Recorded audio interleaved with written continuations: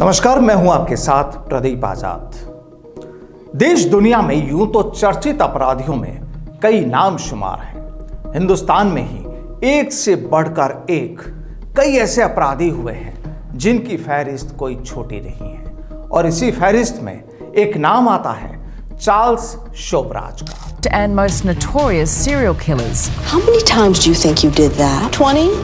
120? Maybe 100. 50 plus murders. Does he still remain as cold-blooded? Should he have been allowed to walk out free? देश दुनिया में काफी अपने अपराधों को लेकर चर्चित रहा है चार्ल्स शोभराज। चार्ल्स शोभराज को दुनिया में बिकनी किलर के रूप में जाना जाता है। चार्ल्स 1970 के दशक का सबसे कुख्यात अपराधी था। हालांकि वो भारतीय नहीं था, लेकिन उसके अपराधों के चलते वो देश में काफी चर्चित रहा। चार्ल्स की मां वियतनामी और पिता भारतीय थे और चार्ल्स खुद फ्रांसीसी नागरिक है। वियतनाम के सैगोन में 6 अप्रैल 1944 को जन्मे चार्ल्स शोभराज के गुनाह की कहानी बेहद दिलचस्प है। चार्ल्स 1963 में पहली बार जेल गया। करीब 18 साल की उम्र थी उस वक्त। अपराध था फ्रांस की राजधानी पेरिस में किसी घर में घुसकर चोरी करना। फिर क्या था, पकड़ा गया, जेल भेजा गया। फिर कुछ महीनों में वह रिहा भी हो गया। लेकिन जेल में रहने के दौरान उसका वास्ता ऐसे ऐसे लोगों से हुआ कि जेल से निकलकर वो पेरिस के नामी अपराधियों से जुड़ गया और शायद उसके बाद से ही शुरू हो गया उसके कारनामों का काला सफर। फ्रांस में ही उसने एक पारसी लड़की सेंटाल से शादी कर ली। कुछ वक्त बाद 1963 में चार्ल्स उसे लेकर एशिया आ गया। वो बैंकॉक पहुंचा तो वहां उसने 2 पर्यटकों को मौत के घाट उतार दिया, जिसके लिए उसे वहां मौत की सजा दी गई। हिंदुस्तान में चार्ल्स की गिरफ्तारी पहली बार साल 1971 में मुंबई में हुई थी।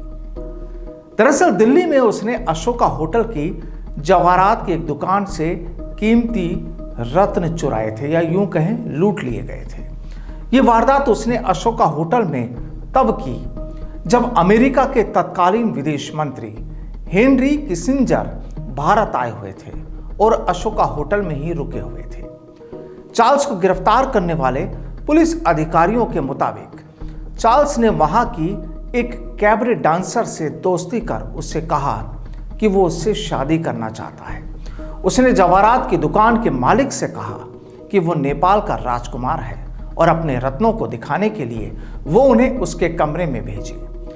जब उसका आदमी रत्नों के साथ कमरे में पहुंचा तो उसने उसकी कॉफी में नशीली दवा मिलाकर उसे बेहोश कर दिया, जिसके बाद वो उसके सारे हीरे लेकर भाग गया। जब जवाहरात की दुकान के मालिक ने देखा कि उसका वो आदमी, उसका यह जो नौकर था, वो काफी देर तक वापस नहीं आया, तो वो खुद ऊपर पहुंच गया।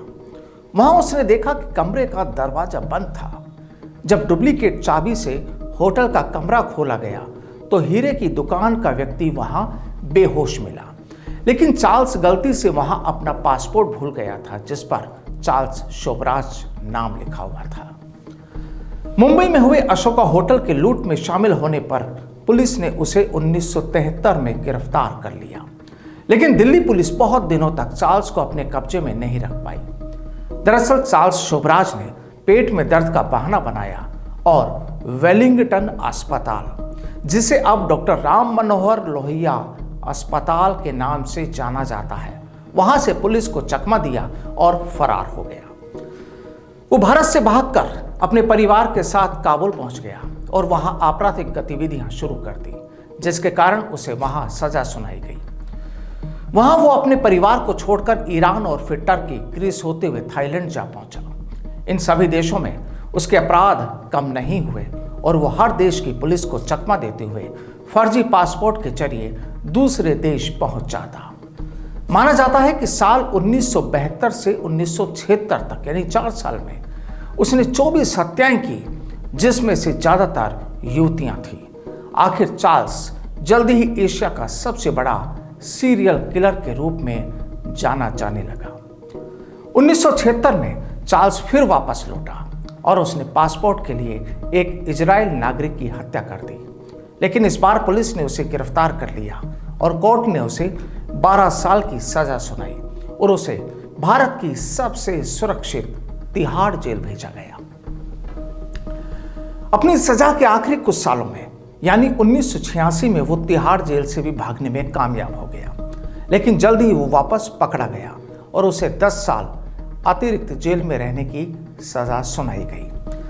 अब ऐसा माना जाता है कि वो जानबूझकर जेल से भागा और पकड़ा गया क्योंकि वो अपने थाईलैंड में होने वाले प्रत्यर्पण से बचना चाहता था, जहां उसे फांसी की सजा ही होनी थी, क्योंकि थाईलैंड में ट्रायल का वक्त 20 साल तक होता है और चार्ल्स जब 1997 में तिहाड़ जेल से निकला तो वो समय सीमा खत्म हो चुकी थी।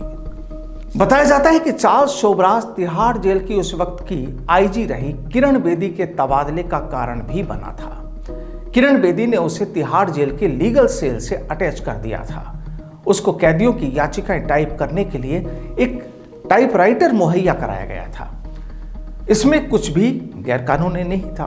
हालांकि तबादले का कारण बताया गया कि टाइपराइटर एक विलासिता का सामान है और शोभराज उसकी मदद से, उस टाइपराइटर की मदद से किताबें लिखकर अपने कारनामों का महिमा मंडन कर रहा था। और ये कहकर मैग्सेसे पुरस्कार विजेता किरण बेदी का दूसरी जगह तबादला कर दिया गया था।